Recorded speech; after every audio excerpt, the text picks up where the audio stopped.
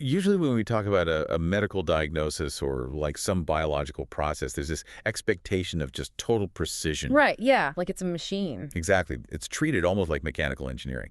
Yeah. Break your arm, the x-ray shows that jagged white line through the bone, and the doctor just points to the film and says, well, there it is. Yeah, it's undeniable. Right. The bone is broken or it's not broken.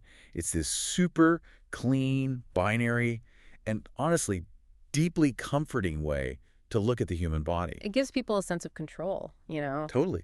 But then you shift your gaze to one of the most fundamental ancient biological processes known to life on Earth, and suddenly that X-ray machine seems, well, completely broken. Oh, yeah. It gets incredibly murky. Yeah, we're looking at a physiological landscape that is just shockingly murky for modern humans. And I'm talking about the simple act of, just not eating, Yeah. fasting. Absence of food. Right. And if you think about the biological paradox here for just a second, it's staggering. I mean, every major world religion prescribes it in some form, right? Weaving it into the very fabric of spiritual purity and discipline. Which is a huge clue right there. Exactly. And if you go further back, our hunter-gatherer ancestors literally lived it. It was a fundamental rhythm of their daily existence. Periods of food scarcity were just, a normal Tuesday for them. Yeah, they didn't have a choice. Right. And even your pets do it naturally, operating purely on instinct. I mean, when a dog or a cat gets really sick, what is the very first thing they do? They stop eating. Yes. They curl up in a dark corner, they totally refuse the food bowl, and they just fast to let their immune system take over. It's pure biological instinct. But somehow, despite all of this evolutionary hardwiring, modern humans are like the only species on the planet that has completely forgotten how to execute this basic biological function. Yeah, we really have. So the real question we have to answer is why we lost this innate ability, and more importantly, what exactly this constant state of digestion is costing our health. I mean, it is the absolute definition of a biological disconnect. We are walking around in these ancient, evolutionarily fine-tuned bodies that are, expecting famine, they're expecting winter, expecting the hunt to fail occasionally.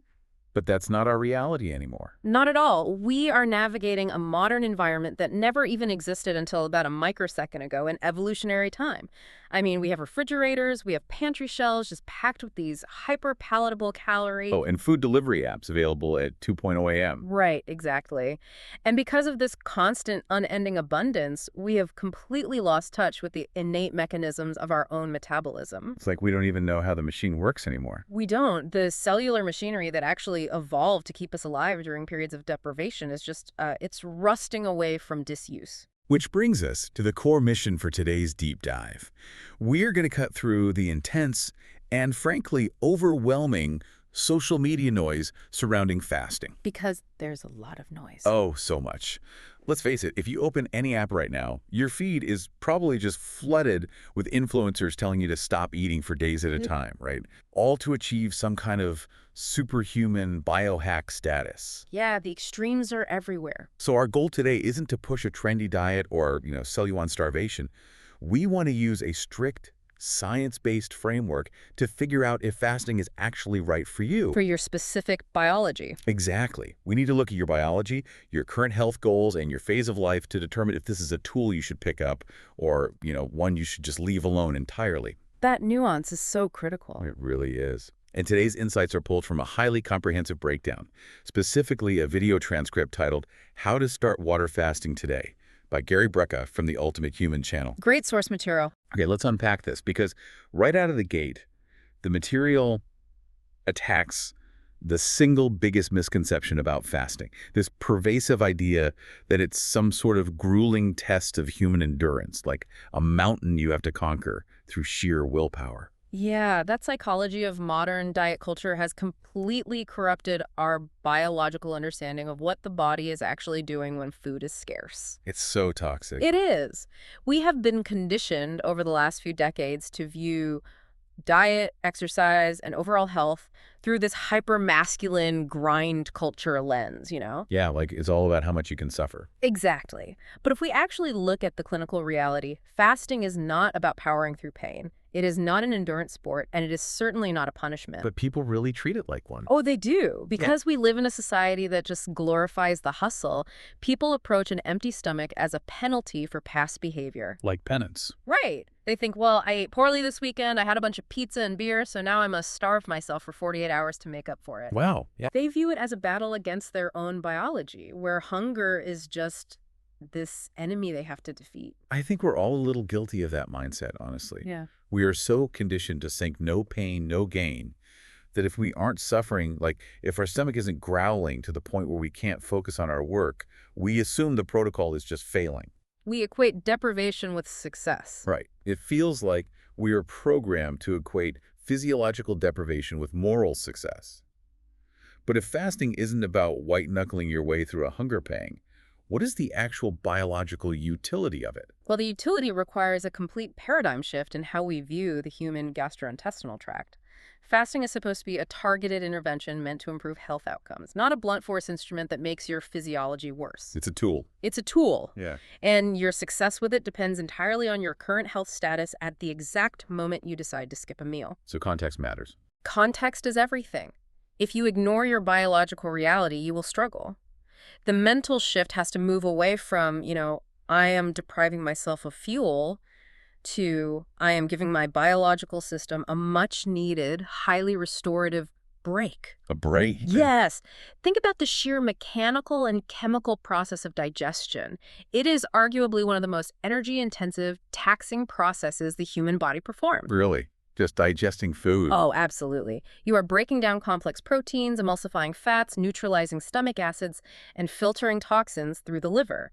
Plus, your immune system is heavily concentrated in the gut, right? Okay, yeah. It's constantly surveilling everything you swallow for pathogens. So when you are constantly eating from the moment you wake up to the moment you go to sleep, your body is perpetually working on this massive assembly line. It's constantly grinding. Exactly. Fasting is just shutting down the factory for a few hours so the internal maintenance crew can finally, sweep the floors and repair the machinery. That's wild. Mhm. I've always thought of food purely as energy, like putting gas in a car.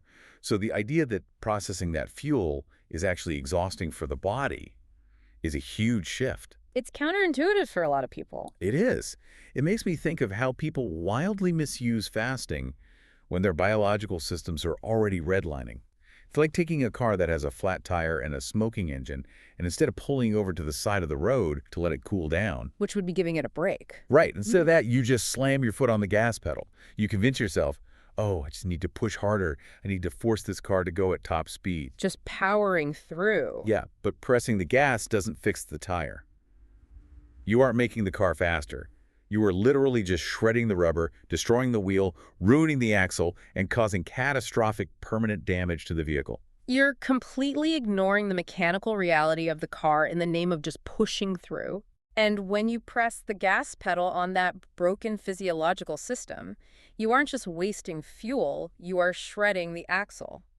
In the human body, that shredded axle translates to severely elevated cortisol levels, thyroid downregulation, and metabolic burnout. Which perfectly illustrates why fasting is absolutely not a universal blanket prescription for everyone. No, it really isn't. While the absence of food is a natural biological tool, there are very specific scenarios where utilizing that tool is the equivalent of driving 90 miles an hour on that flat tire. And that transitions us into the exceptions, right? The biological states where introducing a fast flips the process from a healing mechanism to a highly destructive force. Right, because if the internet makes it seem like fasting is this magical cure-all for every human being on Earth, then we really need to draw some very hard boundaries. We definitely do. The information we're working with outlines a very clear red light district for fasting. There are strict exceptions where the practice is completely off the table, the most obvious being pregnant or breastfeeding women. That is a hard no. The mandate here is unambiguous. Their bodies require consistent, uninterrupted nutrition, and fasting is just a massive risk. And if we break down the cellular mechanics of why that is, it makes perfect evolutionary sense. I mean, pregnancy and lactation are essentially the process of constructing and then sustaining an entirely new human life from scratch. It's a massive undertaking. The caloric and micronutrient demands on the maternal body are astronomically high. The body is in a constant delicate state of anabolic growth, meaning it is building tissue, laying down bone, producing blood volume, and synthesizing breast milk. It's basically a construction zone. A very busy one. So if you introduce a fasting window into this highly orchestrated anabolic environment, you are suddenly signaling to the maternal brain that there is a famine in the environment. Wow. And the brain, it doesn't care about your wellness goals, right? It only cares about survival. Exactly. So how does the maternal body react to that famine signal? It panics. It immediately shifts from a state of growth to a state of conservation and triage. The maternal physiology will ruthlessly prioritize the development of the fetus, but if the famine signal is strong enough, it will start stripping essential nutrients from the mother's own reserves. Like literally stealing from her body. Yes, it will leach calcium from her bones, break down her muscle tissue for amino acids, and deplete her fat stores at a totally unsustainable rate. That sounds dangerous. It is. If the nutrient deficit continues, it can compromise the neurological or physical development of the child. It is an absolute biological red line because the metabolic cost is simply too high. Okay, so pregnancy is an obvious, non-negotiable red line, but the exceptions don't stop at maternal health. No, they don't. The material points out that anyone dealing with chronic stress, deep insomnia, or severe adrenal issues, and they specifically mention chronic kidney disease, will actually make their physiological problems significantly worse through aggressive fasting. Yes, they will. And this is where I think the general public's understanding of fasting really falls apart, because people don't intuitively grasp the relationship between skipping a meal and the body's stress response. It is arguably the single most misunderstood aspect of the entire practice. Really? Oh, absolutely. To understand why fasting backfires, we have to look at the underlying physiology of stress. Fasting, at its core biological level, is a stressor. Because you're taking away fuel. Right. It is a shock to the system to suddenly stop receiving external energy. Now, if a person is generally healthy, well-rested, and well-nourished, that biological shock is what we call a hormetic stressor. Okay, I've heard that term thrown around in biohacking circles. Yeah. But let's define hormetic for you, the listener, so we understand exactly what kind of stress we are talking about. Sure. Hormesis is a well-documented biological phenomenon where a small, controlled dose of a stressor actually triggers a positive adaptation in an organism, making it stronger and more resilient to future stress. This is like a good stress. Exactly. Exercise is the classic example of a hormetic stressor. When you go to the gym and lift heavy weights, you aren't actually building muscle at that exact moment. You are creating microscopic tears in the muscle fibers. You're causing damage. You are causing localized inflammation and tissue damage. But your body overcompensates during the recovery phase. It repairs the micro tears, and the muscle grows back denser and stronger. Oh, that makes sense. Taking a sauna is a hormetic stressor. Submerging yourself in a cold plunge is a hormetic stressor. And fasting operates on that exact same principle. It stresses the mitochondria within the cells, and the cells respond by clearing out waste and becoming metabolically stronger. So controlled stress acts as the catalyst for growth. But that implies the body has the energy reserves to actually handle the recovery part of the equation. That is the massive caveat.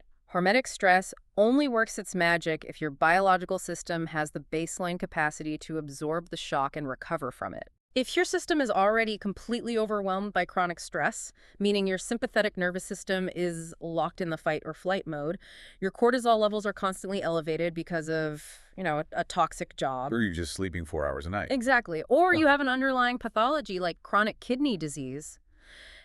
Your system is already redlining. Your body's stress bucket is completely overflowing. So what happens if you add fasting to that? If you take a 16-hour fast and dump it into a bucket that is already spilling over, you do not build resilience. You trigger systemic breakdown. The body doesn't perceive the lack of food as a helpful cellular training exercise. What does it perceive it as? It perceives it as an acute, life-threatening crisis on top of all the other threats it is desperately trying to manage. Wow. I'm picturing a massive suspension bridge. Oh, that's a good analogy. Yeah, if that bridge is structurally sound, solidly built, and well-maintained, and you drive a massive fleet of heavy trucks over it, you are just testing the load capacity. The bridge flexes, it holds the weight, and it proves its structural integrity. Right, it adapts. But if the steel cables of that bridge are already rusting, if the concrete pillars are crumbling from years of chronic weather damage and neglect, and then you decide to drive that exact same fleet of heavy trucks across it, It's not going to end well. No. The extra weight doesn't make the bridge stronger. You cause a catastrophic total collapse of the entire structure. The structural integrity of the bridge is the perfect proxy for the state of your central nervous system. It makes so much sense when you put it like that. This is precisely why the information we are reviewing stresses that if you are dealing with chronic stress or insomnia, focusing on sleep quality and stress management must be your absolute first priority before you ever experiment with fasting. Fix the bridge first. Exactly. You have to repair the crumbling concrete of the bridge before you intentionally test its load capacity. Fasting is essentially a multiplier. It multiplies your current baseline state. So if you're healthy, it's great. If you are deeply healthy, it multiplies your health and longevity. If you are deeply stressed, it multiplies the damage and accelerates the burnout. That makes total sense for external stressors like lack of sleep or a terrible boss. Yeah. But what if the biological stress we are talking about isn't an illness or a bad lifestyle habit? What do you mean? Well, what if the stress is just a natural, recurring, unchangeable hormonal cycle?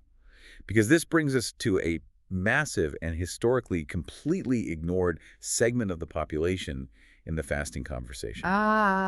Women in their reproductive years. This is perhaps the most critical and historically neglected nuance in the entire discussion of metabolic health and fasting protocols. It's crazy how little it's talked about. It is. For decades, the vast majority of scientific studies on diet, caloric restriction, and exercise physiology were conducted predominantly on men or on postmenopausal women. Because it's easier, right? Exactly, because from a clinical research perspective, male hormones and postmenopausal hormones are relatively static. They don't fluctuate dramatically from day to day, which makes designing a clean study much easier. Right, you don't have a moving target. So a fasting protocol gets developed, it works brilliantly in a male cohort, and the health industry just slaps a one-size-fits-all label on it and sells it to everyone.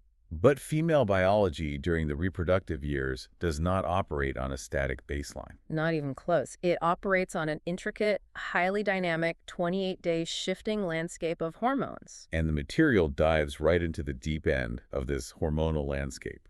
It points out that for a woman, the exact timing of where she is in her menstrual cycle can literally dictate whether a fast feels like an effortless, empowering success or an agonizing, biologically destructive struggle. It's night and day. But before we map out the timeline of a standard cycle, the material specifically brings up PCOS, polycystic ovary syndrome, and it cites a very recent 2024 study published in Current Nutrition Reports. Yes, that study is fascinating. So if fasting is so tricky for female hormones, why are they recommending it for PCOS? PCOS is a fascinating exception because it is a condition where fasting can be deeply therapeutic if applied systematically. To understand why, we have to look at what PCOS actually is at a cellular level. Okay, lay it out for us. It is intimately linked with metabolic dysfunction, specifically profound insulin resistance. In a woman with PCOS, the body has to pump out massive amounts of insulin just to manage normal blood sugar levels. It's working overtime. And the ovaries are highly sensitive to this excess insulin. When the ovaries are constantly bombarded by high insulin levels, they react by overproducing androgens, which are male sex hormones like testosterone. And that excess testosterone is what triggers the classic PCOS symptoms, right? The irregular periods, the cystic acne, the hair thinning, and the fertility struggles. Exactly. It completely disrupts the delicate hormonal cascade required for ovulation. So how does the fasting help? So the 2024 study looked at structured intermittent fasting as a targeted intervention. By forcing the body to take an extended break from digesting food, baseline insulin levels drop significantly. Because there's no sugar coming in. Right. The ovaries are no longer marinating in excess insulin. As the insulin signaling quiets down, the overproduction of androgens normalizes. That's incredible. It is, and the results of the study were striking.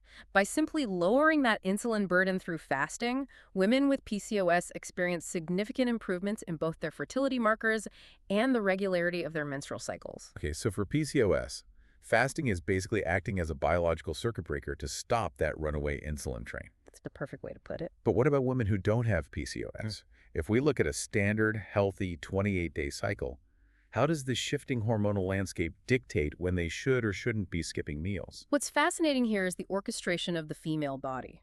It is a masterclass in evolutionary design, and it is exquisitely sensitive to environmental cues. So it's always adapting. Always. The information breaks the 28-day cycle into two distinct biologically opposite phases when it comes to fasting tolerance. Let's start with phase 1. Let's start with days 1 through 14. This is the follicular phase. It begins on the first day of menstruation and leads all the way up through the ovulation event. Okay. During this specific window, estrogen levels are steadily rising. And biologically, estrogen makes the cells throughout the body incredibly sensitive to insulin. So insulin sensitive means the body doesn't have to produce a huge surge of insulin to process the carbohydrates or the veal you just ate. Right. The cells are eagerly listening to the signal and absorbing the energy efficiently. Correct. The cellular doors are wide open. Because insulin sensitivity is naturally peaking, the body's metabolic engine is humming perfectly. So it's an ideal time. It is primed to use dietary energy efficiently, and more importantly, it is primed to seamlessly tap into stored body fat for fuel when dietary energy isn't present. The material notes that this days 1 through 14 window is considered the absolute ideal, physiologically safe time for women to engage in fasting protocols. Because the body can handle it.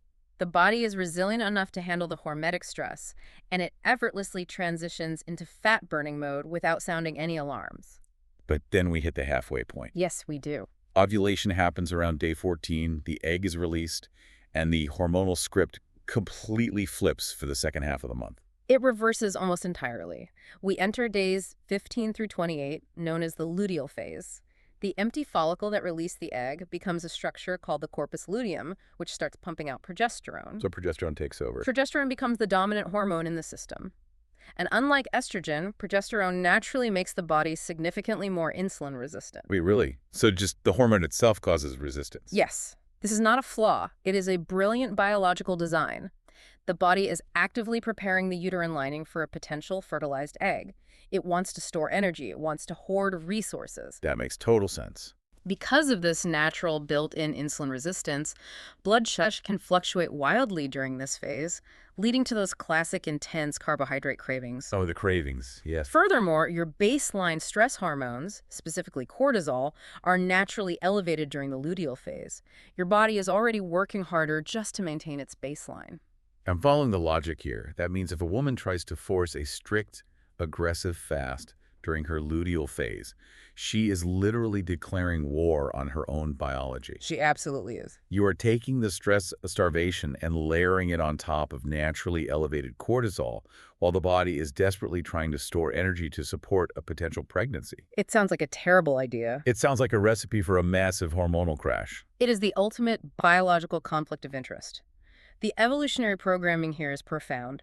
If you introduce an aggressive, prolonged fast during the luteal phase, the female brain detects the sudden drop in available calories. And it panics. The hypothalamus, the control center of the brain, does not interpret this as, oh, she's trying a new wellness trend to look good for the summer.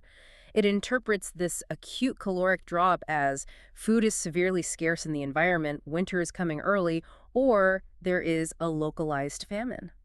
And from an evolutionary standpoint, a famine is the absolute worst possible time to try and gestate a new human life. The environment can't even support the mother, let alone the baby. Precisely. The brain instantly calculates that a pregnancy under these conditions would be fatal to both the mother and the potential child. So it hits the brakes. Hard. So the brain sends an emergency signal to the reproductive system to shut the entire operation down. It suppresses the release of gonadotropin-releasing hormone, which disrupts the delicate balance of luteinizing hormone and follicle-stimulating hormone. Wow, a complete cascade. The body ruthlessly prioritizes the mother's immediate survival and energy conservation over her reproductive function. This is exactly why chronic, aggressive fasting in women can lead to highly irregular cycles or the complete cessation of the menstrual period altogether, a medical condition called amenorrhea. It makes me think of trying to swim aggressively upstream against a rushing river. I like that. Like during days 1 to 14, the follicular phase, your hormones are flowing in a direction that supports fat burning and stress resilience. Fasting during that window is like swimming with the current. It feels smooth, it feels natural. You make great progress with minimal effort. It feels easy. But when you hit day 15 and enter the luteal phase, the river violently reverses direction. Your body wants to store, it wants to build, it wants to prepare. Exactly. If you rigidly stick to your fasting app and try to force a 16-hour fast then, you are exhausting yourself swimming against the current. You're going to burn out your muscles, you're going to suffer, and you're going to signal to your body that something is terribly, terribly wrong. That is a phenomenal way to visualize the hormonal shift. And the information we are parsing gives a very practical, actionable, general rule to mitigate this exact stress response, shorter, gentler fasting windows. What are windows? Because of this deep-seated evolutionary sensitivity to food scarcity, women during their reproductive years generally fare much better with 12 to 14-hour fasting windows rather than pushing for the more aggressive 16, 18, or 20-hour windows. So a 12-hour fast is still effective? Absolutely. A 12 to 14-hour overnight fast is long enough to give the gastrointestinal tract a much-needed rest and help lower baseline insulin, but it is short enough that it doesn't trip that deep evolutionary famine alarm in the hypothalamus. Okay, so we've established the foundational philosophy Right. fasting is a break, not a punishment. Right. We've identified the red light exceptions where it causes harm, and we've mapped out the female biological timeline. Now we need to get into the actual mechanics of execution. The how. Exactly. How do you actually do this on a daily basis? Yeah. Because people throw around the phrase intermittent fasting like it's one specific monolithic thing. It's really not. No. The material makes it incredibly clear that it's actually a broad umbrella term. And underneath that umbrella, there are wildly different protocols with wildly different physiological effects. There's a huge spectrum. Let's unpack the three main types they detail, starting with what they categorize as the most accessible, beginner-friendly option, time-restricted eating. Time-restricted eating is the most logical entry point because it is exactly what it sounds like. You're simply consuming all of your required daily calories within a specific, consistent window of daylight, and you are fasting for the remainder of the 24-hour cycle. Okay, keeping it simple. The text specifically highlights the 14-hour fast as a prime example of this protocol. In practical terms, you might eat your first meal at 8:00 a.m. and finish your last bite of food by 6:00 p.m. That sounds totally manageable. It is. That gives you a 10-hour eating window where you eat normally. Then, from 6:00 p.m. until 8:00 a.m. the following morning, you consume absolutely 0 calories. You are restricted to water and perhaps black coffee or plain green tea in the morning before your window opens. Here's where it gets really interesting.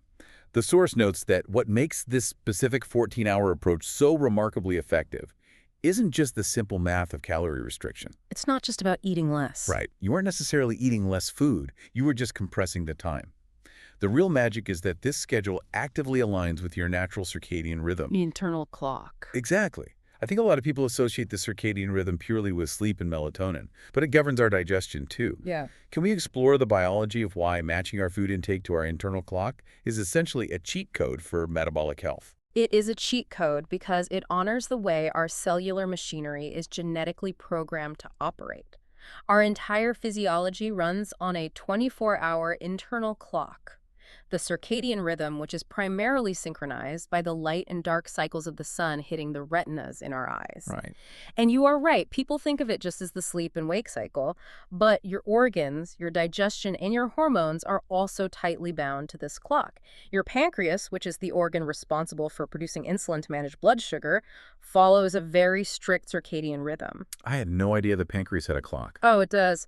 Evolutionary biology dictates that humans are naturally highly insulin sensitive in the morning and early afternoon when the sun is up, and we historically needed energy to hunt, forage, and work. Wait, you're saying that a bowl of oatmeal or a piece of fruit eaten at 9:00 a.m. is literally processed differently by the body's cells than that exact same bowl of oatmeal eaten at 9:00 p.m.? Yes. The calories are the same, but the biological response is different. Dramatically different.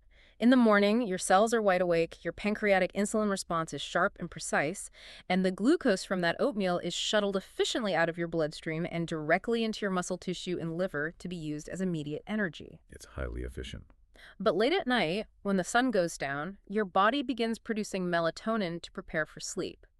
And melatonin naturally suppresses insulin secretion. Oh, wow. Your pancreas is essentially trying to power down for the night.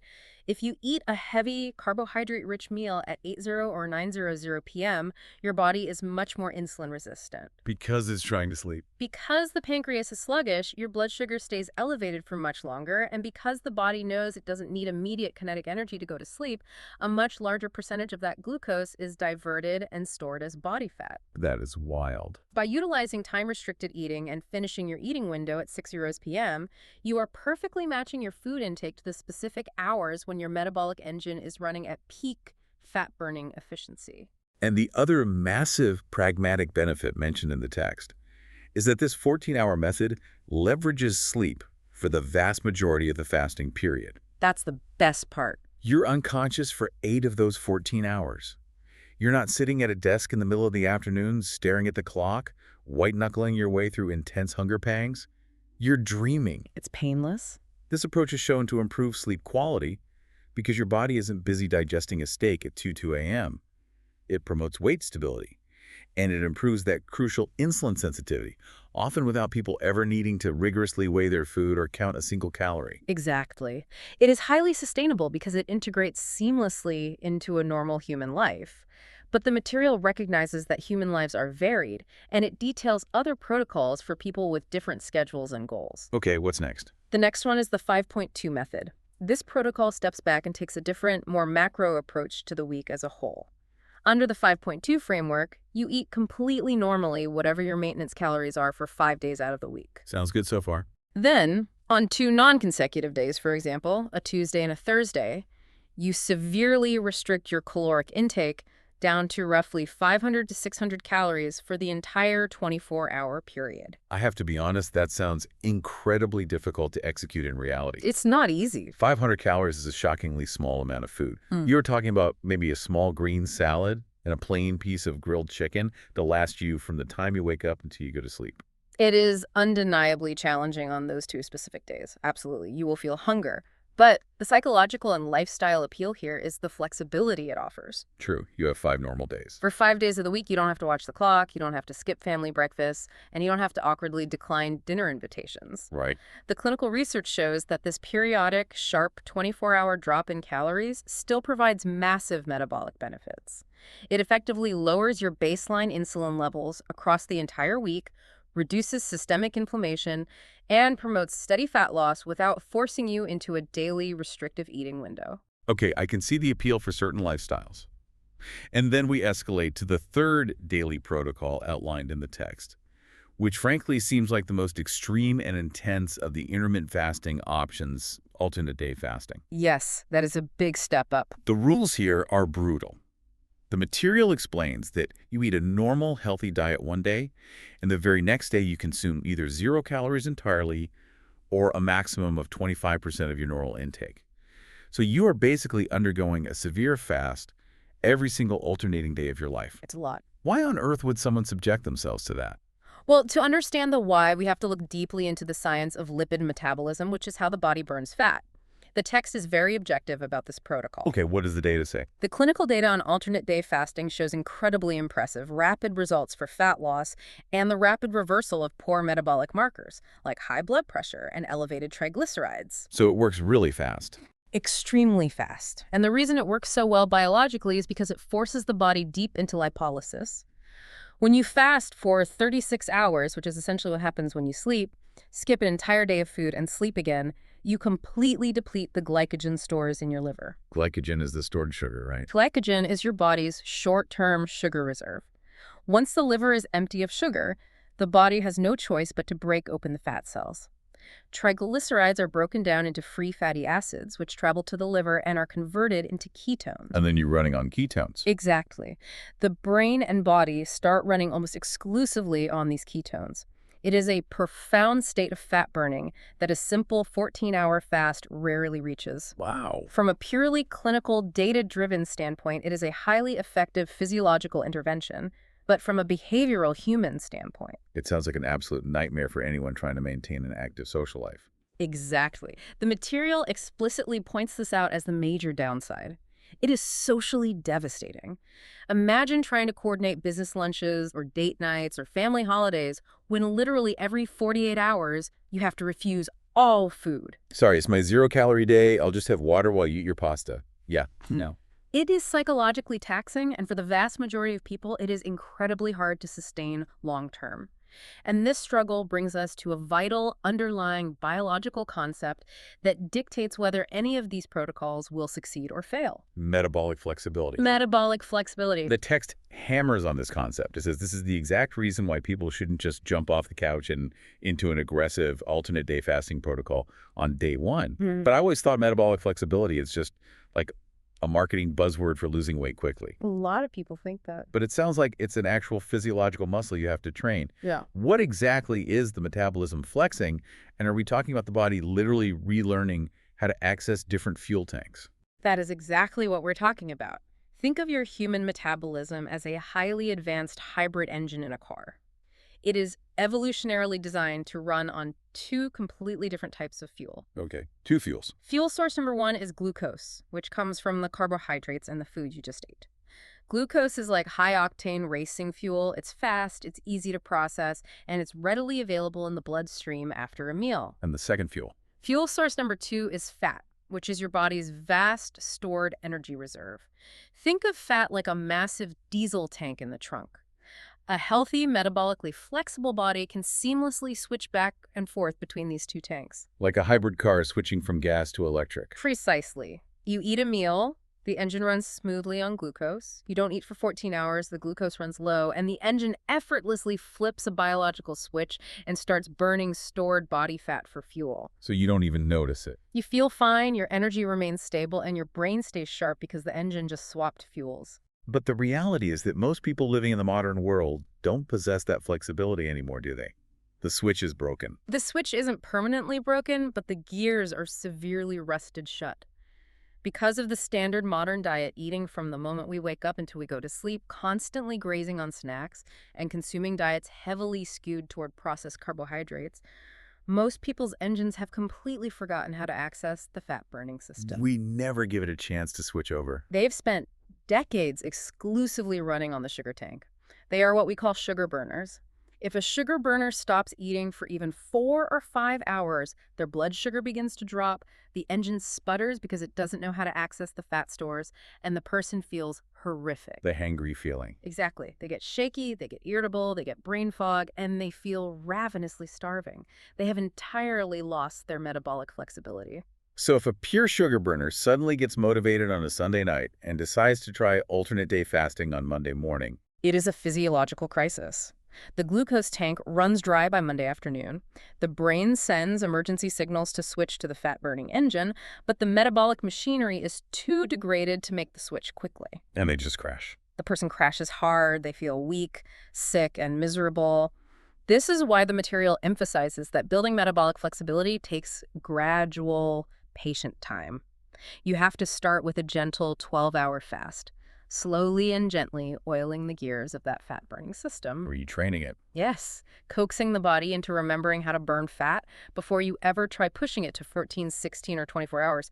You have to train your biological engine in the driveway before you take it on the highway. That is such a crucial, actionable point. The adaptation phase is real Yeah. and it has to be respected. Totally. But these protocols, we just spend time dissecting time-restricted eating, the 5.2 method, even alternate day fasting.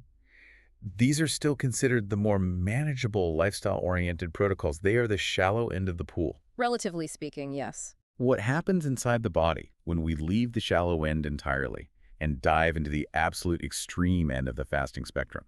Because the material dedicates a very significant amount of time and caution to the most intensive biological state of all, water fasting. Water fasting is a completely different biological beast.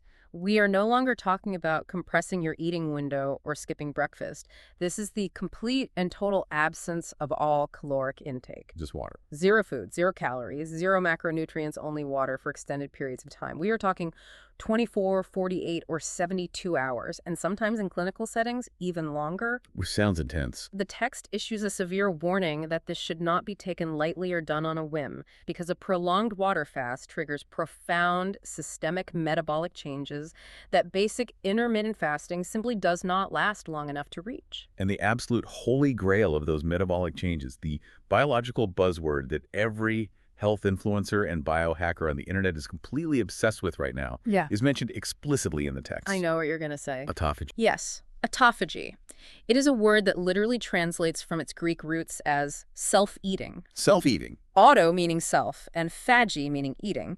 On the surface, the idea of your cells eating themselves sounds terrifying, like a biological horror movie. It really does. But it is actually one of the most miraculous, deeply regenerative processes within the human body. When you completely deprive the body of external nutrients for an extended period, usually this process doesn't truly peak until the 24 to 36-hour mark of 0 calories. A deeply conserved evolutionary pathway is triggered. Okay, what happens at that 24-hour mark? Specifically, fasting inhibits a protein pathway called mTOR, which stands for mammalian target of rapamycin. When mTOR is turned off, the cells recognize that absolutely no new building materials or amino acids are coming in from the digestive tract. Because you aren't eating. Right. But the cells still need parts to function, to create energy, and to survive the famine, so they start looking internally for spare parts. I want to look at the analogy the material uses here, because it's a brilliant starting point. But I think we need to expand on it to really capture what is happening inside the cell. Let's do it. The text says, autophagy is like finding all the bad, rotting trash around your house and finally taking it all out at once. Let's really picture this. Imagine a house you've lived in for 40 uninterrupted years. It's going to have some clutter. Oh, definitely. Well, Over the decades, you've accumulated a massive amount of junk in the corners. There are broken wooden chairs in the attic, rusted metal appliances sitting in the basement, and stacks of old, damp newspapers clogging up the hallways. sounds messy. In a biological sense, what does this junk actually represent inside our bodies? We are talking about damaged proteins, misfolded proteins that no longer function correctly, and degraded cellular organelles, specifically old, leaky mitochondria that are no longer producing energy efficiently, but are instead spewing out oxidative free radicals. Which is terrible for the cell. Right. This biological junk floating around in the cytoplasm of your cells is highly reactive. It causes chronic cellular inflammation, it accelerates the physical aging process, and the accumulation of misfolded proteins in the brain is directly linked to neurodegenerative diseases like Alzheimer's and Parkinson's. That is the exact clinical reality. The misfolded proteins and the exhausted mitochondria are the biological equivalent of toxic waste just sitting in your living room, slowly poisoning the environment of the cell. So when a prolonged water fast finally triggers deep autophagy, it's like a highly aggressive, incredibly efficient cleaning crew breaks in your house. And they don't bring any new supplies. Right. They don't have any new wood or fresh nails from the hardware store to build you new furniture. Remember, no food is coming in. So to fix the house and keep the furnace burning, they have to ruthlessly tear apart the accumulated junk. It's pure recycling. Exactly. They chop up the broken wooden chairs in the attic to use for firewood. They melt down the rusted appliances in the basement to use for scrap metal to reinforce the walls. That is exactly what happens. Inside your body, specialized structures, called autophagosomes, physically engulf the misfolded proteins and old mitochondria, drag them over to the lysosomes, which are the cell's incinerators, and break them down into basic amino acids. The recycling plant? The cell literally consumes and recycles its own damaged components to generate energy and build new, healthy structures. It is a profound, life-extending cellular purification process that protects the cells from the damage and stress caused by all that accumulated waste. That expansion of the analogy is spot on, and it perfectly illustrates why the scientific community is so excited about autophagy. It is the ultimate biological recycling program. It sounds like a miracle. It is, and this is where the material waves a massive, unavoidable red flag. This raises an important question that most wellness influencers ignore. Which is?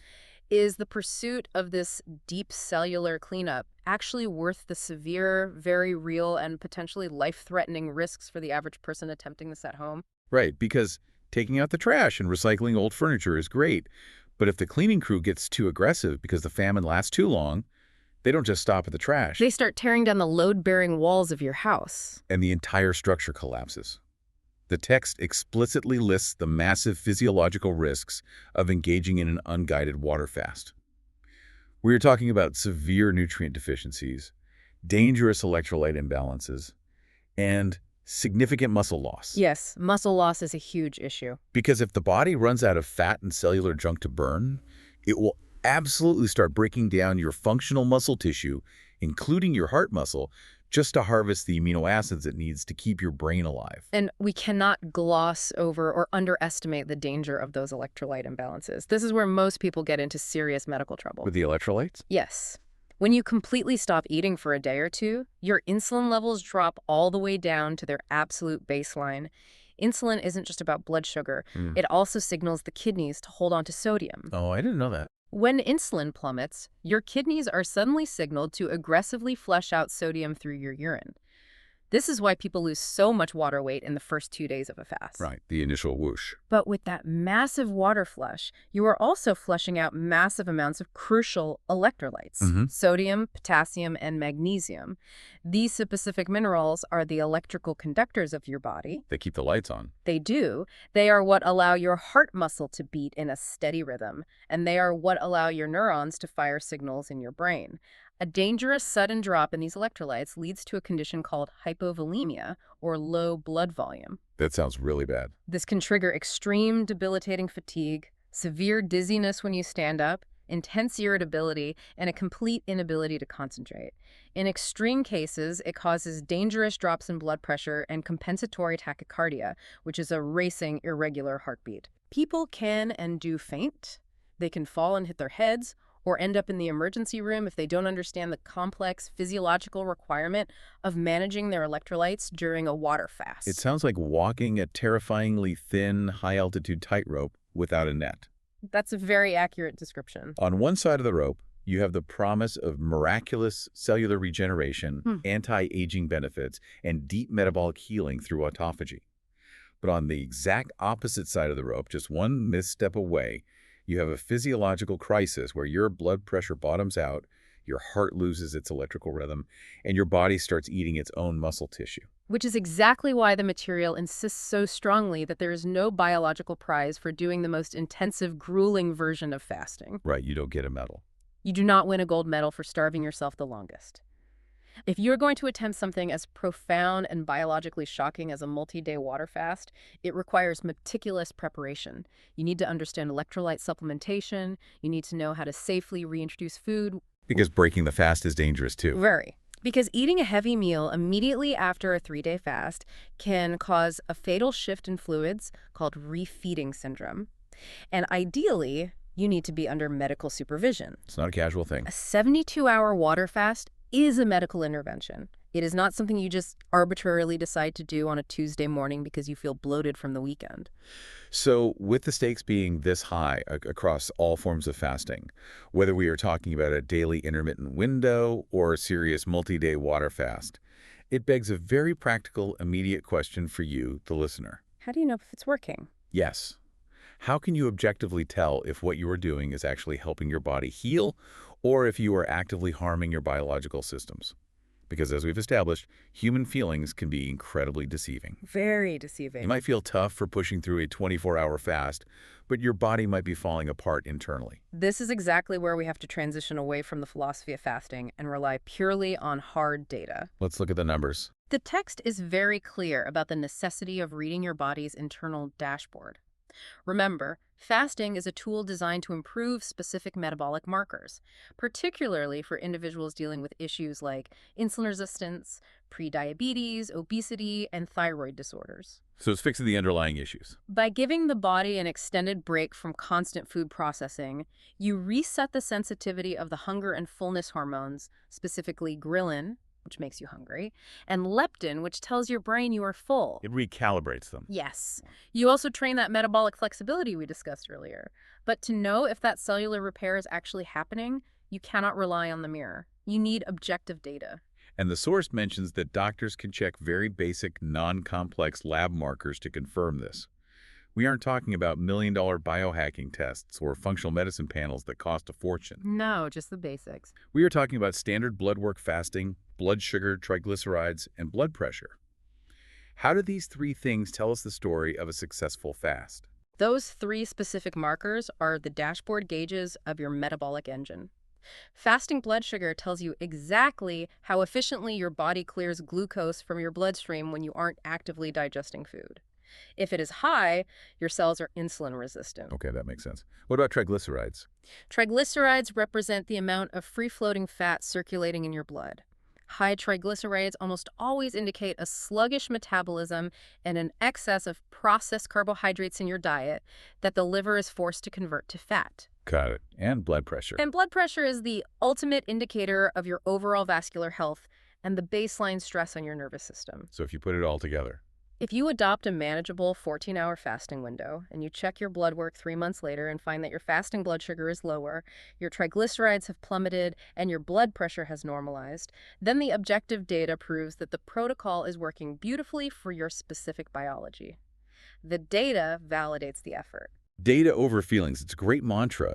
But we still have to address the subjective physical feelings because the text also lists some very serious, undeniable warning signs where you must immediately stop fasting. Yes, the red flags. They point to persistent, lingering fatigue, severe difficulty sleeping, prolonged anxiety or irritability that doesn't go away, physical hair loss, and the disruption of regular menstrual cycles. And this is where I want to push back a little, or at least ask for crucial clarity on behalf of the listener. Sure. How does a highly motivated person, someone who really wants the metabolic benefits of fasting and fully expects a little physical discomfort along the way, how do they differentiate between, oh, I just need to adapt for a few more days, this headache is normal, and I am actively damaging my thyroid and my hormonal baseline? It is a critical distinction, and blurring that line is exactly how people end up ruining their metabolisms. Because they push too hard. The text explicitly differentiates between the friction of the initial adjustment period and genuine biological distress. When you first start fasting, especially if you've been a sugar burner your whole life and lack metabolic flexibility, the first 3 to 7 days will absolutely be uncomfortable. The keto flu. Right. You will experience what the community often calls the keto flu or general adaptation fatigue. You might be grumpy. You might have a mild nagging headache as your brain cries out for its usual sugar hit, and you will definitely experience physical waves of hunger as your ghrelin hormone spikes at your usual mealtimes. That's okay? That is normal, expected physiological friction as the gears of your metabolism aggressively shift from burning glucose to burning fat. Okay, so a headache and some grumpiness on day 3 is just the rusted gears finally starting to turn. You can push through that. Yes, that is the friction of adaptation. But, and this is the absolute key to safe fasting, that friction should resolve entirely within a week to 10 days as the metabolic machinery upgrades. Once you adapt. Once your body adapts to using fat for fuel, the fasting period should be characterized by clear, focused mental energy and stable physical stamina. If, after 2 solid weeks of trying a protocol, you are still experiencing persistent bone-deep fatigue where you can barely get off the couch, Like true exhaustion. if your daily anxiety is skyrocketing and your resting heart rate is racing, if you suddenly find yourself staring at the ceiling at 3 a.m., unable to fall asleep or stay asleep, those are no longer adaptation symptoms. What are they? Those are your adrenal glands screaming that they are overwhelmed. It means your cortisol is locked in a chronically high state, and the fast is breaking your system down.